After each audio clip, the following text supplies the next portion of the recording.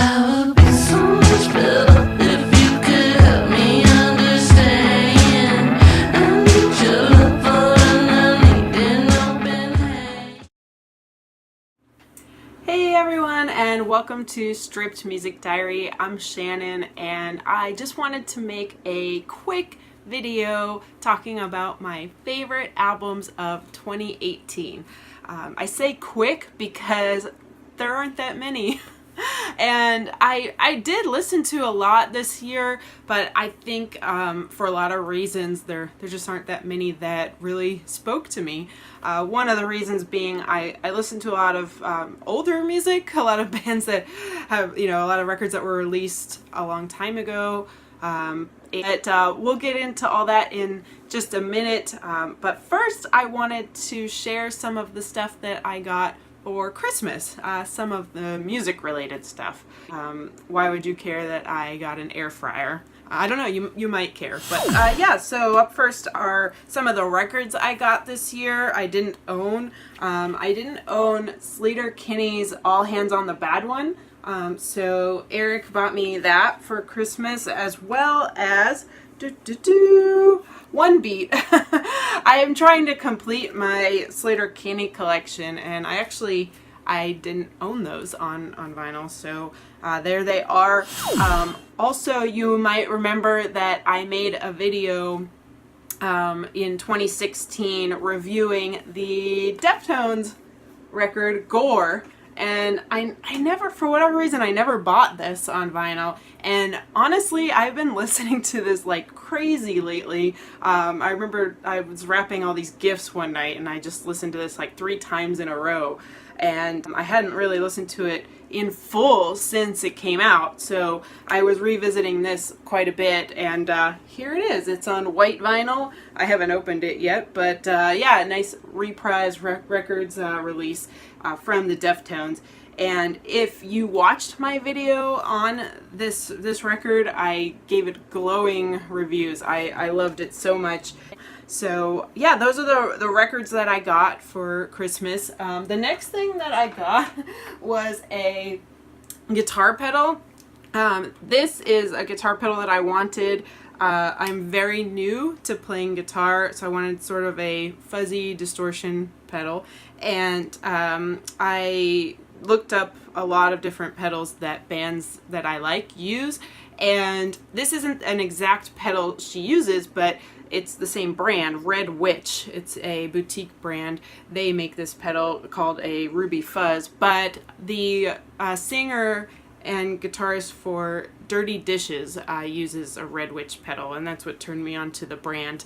Her name's Jenny Tuitt. I don't know how to say her last name, but Dirty Dishes has a very fuzzy, grungy sound, and I really like their sound a lot, so I went on Red Witch's website and I listened to all the pedals. You can listen to them all there, so I liked this a lot, and we found this for a really good price. So here it is. As you can see, it's extremely small, very, very small pedal. It's from a series that they have called Seven Sisters. I brought over the Big Muff pedal so you can see. This is like, normal size, regular size pedal, and this is the Ruby Fuzz, so it's super small. So you can go on Red Witch's website if you want to hear what it sounds like, and you can play a sample and stuff. So I also got these strings. They're Black Beauties. We haven't put them on the guitar yet, but they are black guitar strings, which is, I just want them for the novelty, but apparently they're decent strings, so I don't know what I'm doing.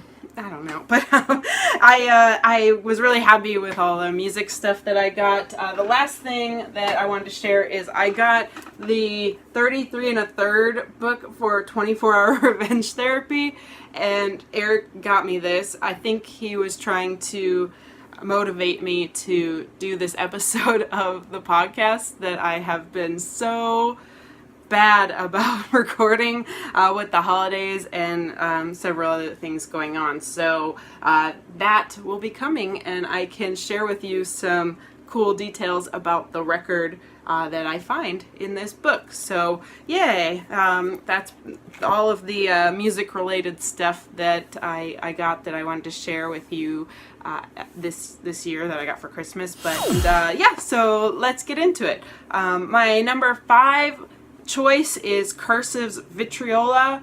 It came out in October 5th on Tim Kasher's new record label that he started himself called 15 Passenger. And I put it at number 5 because Cursive is a band I love a lot. I have a Cursive tattoo, and I consistently followed Tim Kasher's career, but I didn't love it.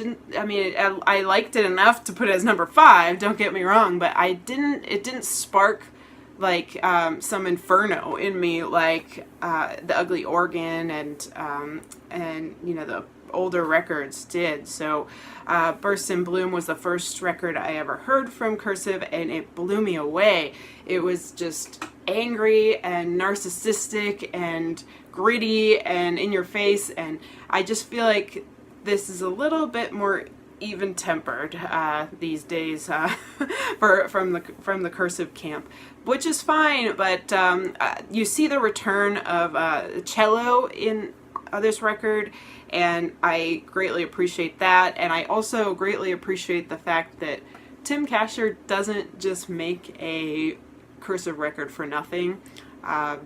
He's hard pressed to make a Cursive record. That's a special thing when it happens, and I'm glad it exists in the world. I think I might need a couple more listens. Maybe give me 2 years and it'll be my favorite thing in the world. I'll be wrapping Christmas presents to it. But right now it's at number 5. I do like it a lot. I do need to listen to it a little bit more. So number 4 on my list is Soccer Mommy's Clean. This is a new band to me. I'd never heard of them until actually the last couple of months. This record came out in March of this year. March 3rd, and it's on Fat Possum Records, which doesn't really have the sound that this record does, but in general. But I'm happy that they're branching out. They're getting this band. Actually, I think it's a one-woman project, Soccer Mommy, but she's Swedish, I believe, Scandinavian. But it's like a dream pop, really spacey sounding record, and it's really, really great, and I'm excited to see her at Shaky Knees in 2019. So yay, Soccer Mommy. Number 3 is Cloud Nothing's Last Building Burning, and this is a heavy record. I mean, not through and through. There are some parts that aren't, but it's pretty angry, and that's what I wanted from 2018. I wanted anger. I wanted a good rock record or a good punk record to come out. I feel like the social climate is right for angry punk and angry music, and I'm happy to say that Cloud Nothing's put out exactly what I was looking for in that department. It came out in October of this year, so it's fairly new. Haven't given it too many spins, but I love it enough to put it at number 3. They're one of the bands that I consistently follow. I love everything they've done, from their earlier poppier stuff to this. It's all been great. They've grown a lot as musicians. They are incredible musicians. You can watch some of their videos on YouTube and stuff. They know what they're doing, and they take themselves seriously, and they do a great job. They're on a label called Car Park Records, and it's just a little small indie label, but I believe they're on tour right now. I think right now in Europe, but check them out if you haven't gotten a chance to see Cloud Nothing's live and you've been sleeping on it. They are amazing live. I've seen them 3 times now, and I wish I could see them more. Check out Cloud Nothing's Last Building Burning, number 3 on my 2018 list. So that brings us to the top 2.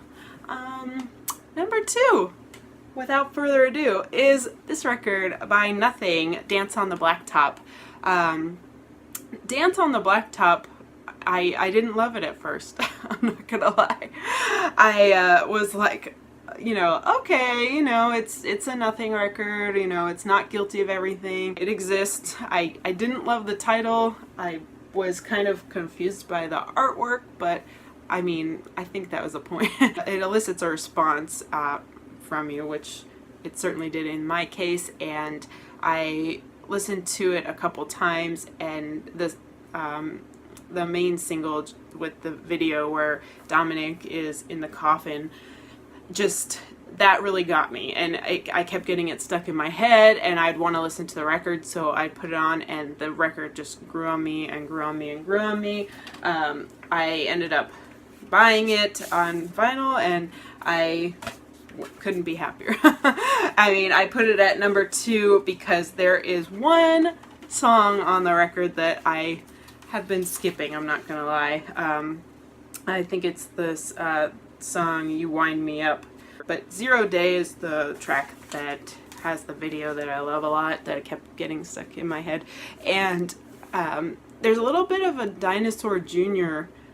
Influence, if you ask me, on this record. And I like that a lot. I enjoy it a lot. Yeah, so that brings us to number 1. Number 1, if you follow me on my personal Instagram, you might already know how much I've basically fangirled out over this record, but my number 1 pick for 2018 is Bad Behavior by Broncho. This record is incredible. It's perfect through and through, and I thought I loved their record Double Vanity that came out, the one right before this. It's just totally reverb soaked and garage pop sounding, and I listened to it again at after knowing about this record, and it was just paled in comparison. And I don't get that excited about things anymore these days because I've heard so much, and I don't know, I guess I'm old and grumpy, but I was floored by this record. It's so good, and they're on a little label called Park the Van Records, and if you want to go and watch their video, they have a video that has encompasses 2 of their songs, and it's Boys Got to Go and Sandman, I think is the 2 songs that are in the video, and so it's like a short film, the video that they made, and it's so good. It was played in some indie movie cinema, indie cinemas. They're showing it there, and Broncho's on tour right now too. You can check them out. We just went earlier this month on the 6th, and it was a packed house here in Tampa. They did such a great job, and they're a little strange. They're artists, definitely, to the core, and I appreciate that about them, but they don't have a lot of frills. They just get up there and play. Other than that, they're just a straight rock band with some garage influence, some dream pop behind it as well. I can't really say anything in particular sounds like them, and that's also what I really love about Broncho. So, and then just look at this album artwork. The album artwork is incredible too. So, great album, Bad Behavior from Broncho, number 1 of 2018. So yeah, that being said, I wanted to also give a shout out to 3 bands that I found in 2018. Lapeche, they're from Brooklyn, New York, and I talked about them on the podcast, and they released an album last year, but they did release a single this year called Bottom Feeder, and if you are so inclined, check it out, because Lapeche, they're great. It's Lapeche. I'll put the link in the information below. And 2 other bands that I found this year, where I mentioned them before with the pedal, Dirty Dishes, I found earlier this year. Maybe even found them late last year, but I listened to a lot of Dirty Dishes this year. Their record's amazing.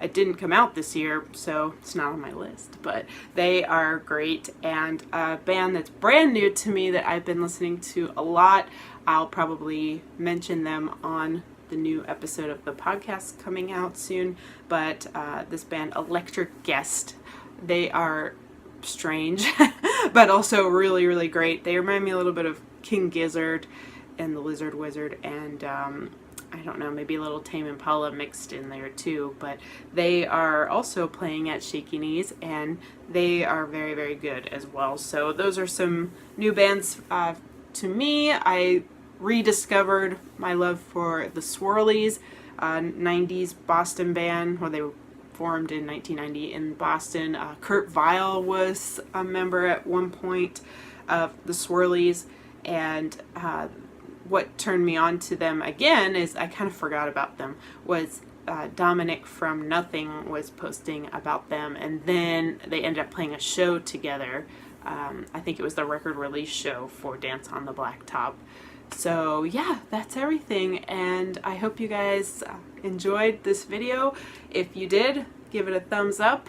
Don't forget to subscribe to this channel. We always post stuff that's going on with the podcast, or we tried to, and we'll be posting even more in 2019, more on location videos like I used to do. The tourism video meets music. That's how I used to do this channel, where I'd go to a location and talk about music and show you around. So yeah, we're gonna be doing more of that. So thanks so much again, and I'll see you guys next time. Bye bye.